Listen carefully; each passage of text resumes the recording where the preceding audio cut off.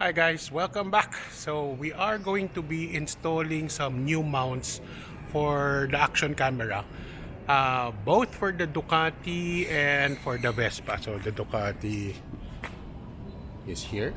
Kita mo ba? And then the Vespa is here.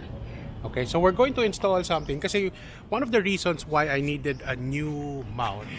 If you notice ito, this is the original Insta360 na handlebar mount. So if you're going to put your phone here, sorry, this is the wrong phone, wala yung mount eh. Pag nakita mo, masyado siyang, the phone is too straight. You want the phone to be a little bit konting higa pa ng ganun ng konti para mas makita mo pag naka-ride ka. Ito masyadong nakatayo that it's hard to actually see the screen, no? Sorry, this is yung isang phone ko yung mount. But if you're going to look here, sagad na siya, sagad na, nakadikit na. So what I was trying to see, kasi before, just a few weeks ago, ang loose nito, as in umaalog to eh. Tapos I was trying to figure out paano ko ba sisikipan to, parang hindi ko ma-access. So sabi ko, nako, baka yun yung flow nito, hindi mo basta-basta ma-access yung mount, nag-loosen. So sabi ko, sige, let me see if I can find a replacement. When I found the replacement for a thinner one, now which is here. Ito yung nakuha natin, the Fanawe. If you notice, mas less yung pero now it requires a tool. Pero okay lang yan, may dala naman akong Allen palagi. But this one should free up a lot of more space here. Pero yun nga lang, after ko na-order na to sa Amazon and anything, that's the only time nung kinalas ko to, I realized kaya pala i-repair. So let's just remove this and then let's try to install this. Yan, no? Hopefully, this is actually all aluminum. So this is made of aluminum. Ito, hindi ko sure. I think this is plastic eh. This is plastic, the original ng Insta3. This is plastic. This one is aluminum. Okay, so let's go and install this. Tapos ang plano naman natin dun sa Vespa is, if you notice this mount here para sa rear view mirror, ang laki. Sobra siyang parang, it's just such a sore thumb. Literally mukha siyang sore thumb. So I was able to find naman itong set also from Fanawe na pwedeng palitan to with something smaller. Hopefully kasha to parang hindi ko sure eh. Ito, ang liit oh. Look at this oh. Look at the difference oh. How small this is compared to how big this is. Yan oh. Yan oh, ang liit oh. So, mas pag hindi ko ginagamit, it looks cleaner. Tapos pati yung ball niya, ayan oh. It will look cleaner also. Okay, so we'll install both also. Okay? So we remove this already. This is the original ng Insta360. Para siyang eh. I'm not sure if it's metal or plastic eh. But we are replacing it with this one, yung sa Fanawe. Look at how much slimmer the profile here is. Tapos meron na rin siyang rubber dito. So hindi mo na kailangan balutan pa to ng interior. Ayan it has a rubber coating already. So let's see how we're going to install this. I guess the easiest is to first remove tanggalin na lang natin muna yung natin, quad lock.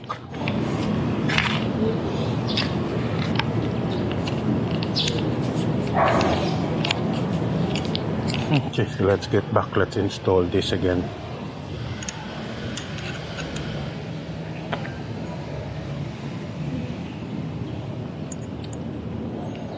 Yeah, perfect yung so I don't think we need the longer screws. Pasok na pasok siya.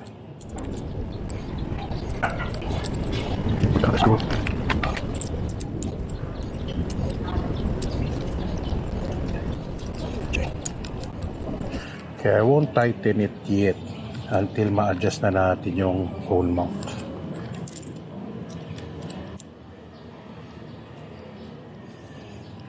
And the farther out here, I can do it better. Dati kasi hindi ko masagad dito kasi nga ang laki nung luma, tumatama. So ito at least mas labas, mas okay.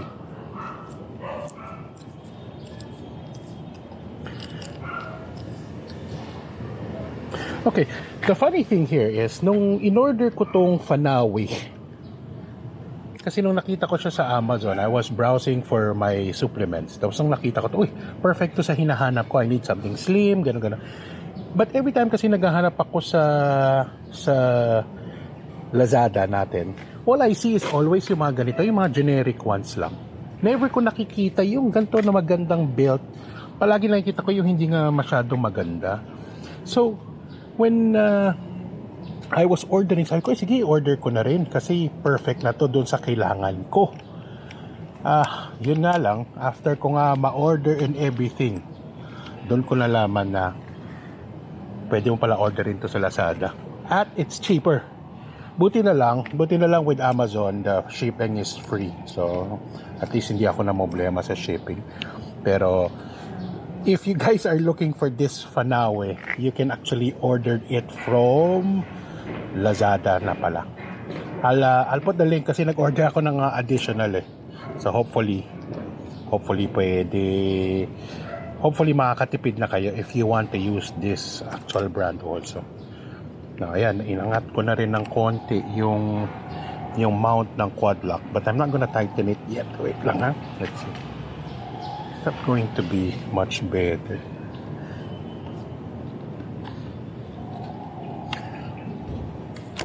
Tapos ito, ikot lang natin ng konti palabas.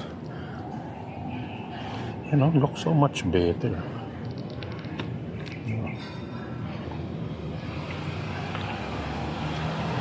Will I still be able to mount? Wait lang ha, kabit ko muna ito. So that at least there's an idea on where this can go.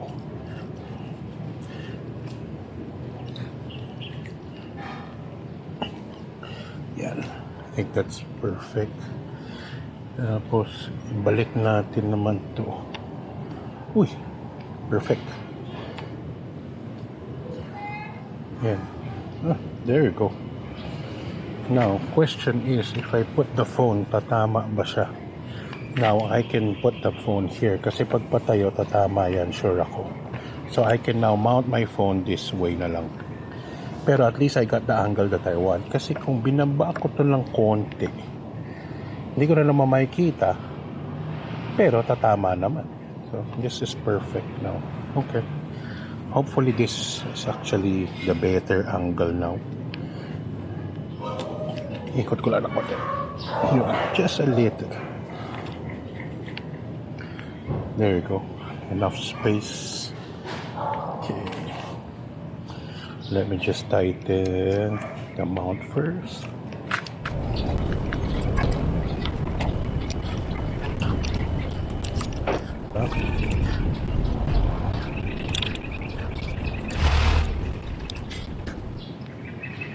Okay, now let me just remove this para masikipan naman natin yung shit. I hope may access pa tayo. This one, walang problema. Okay. Tighten that some more. Pasok.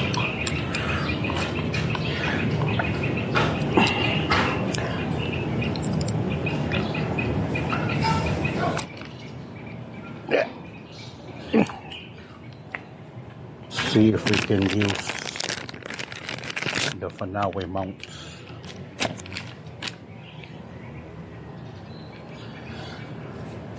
Ito yung okay kasi pwede mo ikot-ikot. Oh. Perfect.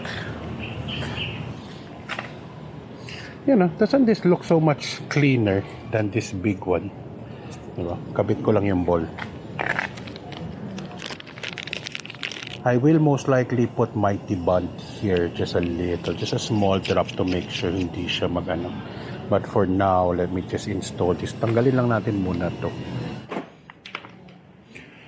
Okay, so finally installed na yung sa Vespa. Sorry na putol yung video, naubos yung battery. So I just installed it. Ayan, no? Doesn't this look so much cleaner? Kasi usually iniiwan ko lang itong ball when I'm parking. Hindi ko na kinakabit ito. So ngayon, pwede ko siya ikabit. Wait lang ha. Let me get the other half of the ball.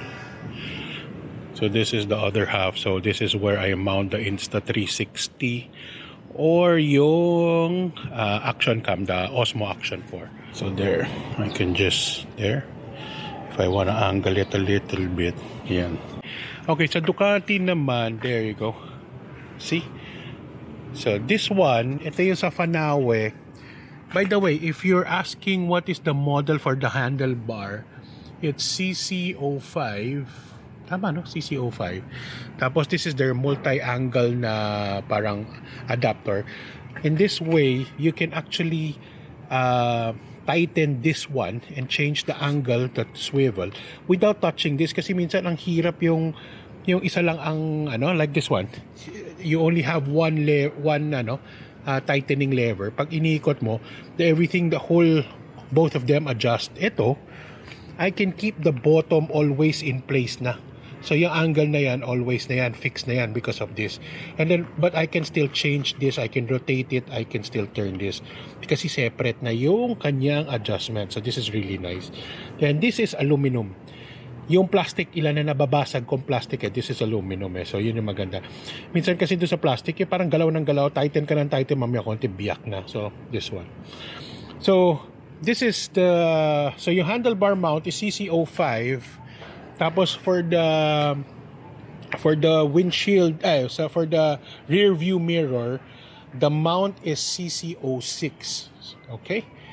So that's it, guys. Thank you very much. So ito na, look at the view now.